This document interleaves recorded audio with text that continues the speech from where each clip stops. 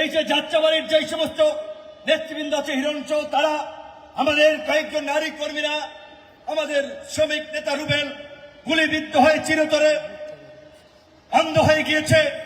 কিন্তু তারপরেও ওই 24-এর দামি নির্বাচনকে বর্জন করে নির্বাচন প্রতিহত করার জন্য ঢাকার অলিতে গলিতে লিফলেট বিতরণ করেছি, জনগণকে উৎসাহিত করেছি, বিক্ষোভ করেছি, কোনোভাবেই আপোষ করি নাই।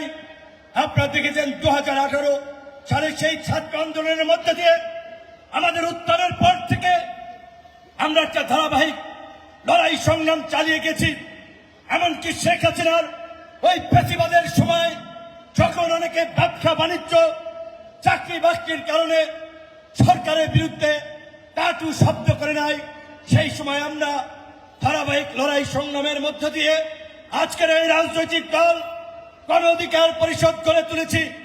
কাজে আমরা একটা কথা পরিষ্কার বলতে চাই, আজকে ওই জামাত শিবিরের ভোট বাহিনী কিংবা ওই দেশের বাইরে থাকা সাইবার সন্ত্রাসী ওই 2 টাকার ভাড়াটে ইউটিউবাররা আমাদেরকে নিয়ে যত কথাই বলুক, আমি আজকে একটি ফেসবুক পোস্টের মাধ্যমে বলেছি, বন্ধুগণ, ওই ভাড়াটে ইউটিউবাররা ভাড়ায় খাতে রাষ্ট্রের গুরুত্বপূর্ণ ব্যক্তিদেরকে নিয়ে কুৎসারটনা করে সমাজে হিংসা বিদ্বেষ হানাহানি ছড়িয়ে দিতে চায়।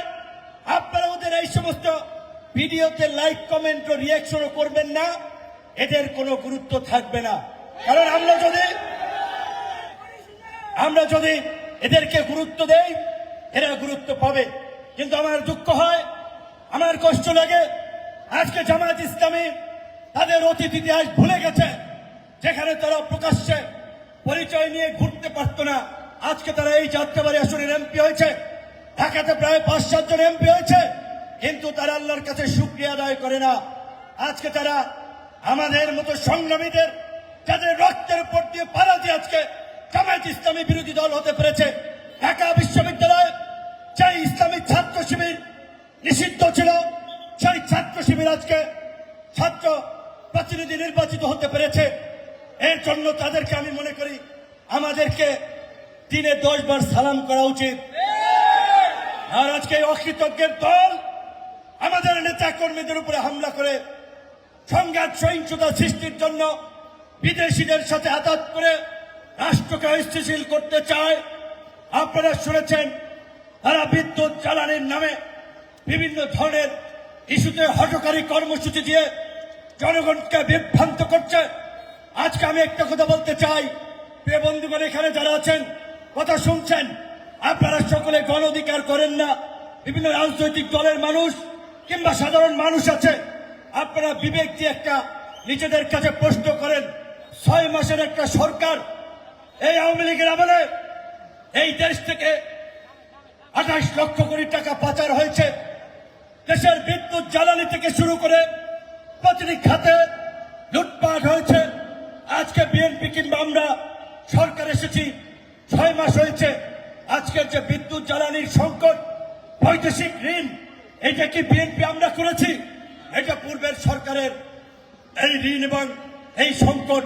তবে আমি একটা দলের সভাপতি, আমার একটা ভিন্ন রাজনীতি আছে, কিন্তু রাষ্ট্র সমাজ এবং দেশের প্রয়োজনে দেশের স্বাধীনতা সার্বভৌমত্ব গণতন্ত্র রক্ষায় আমরা বিএনপির সাথে জোট করেছি।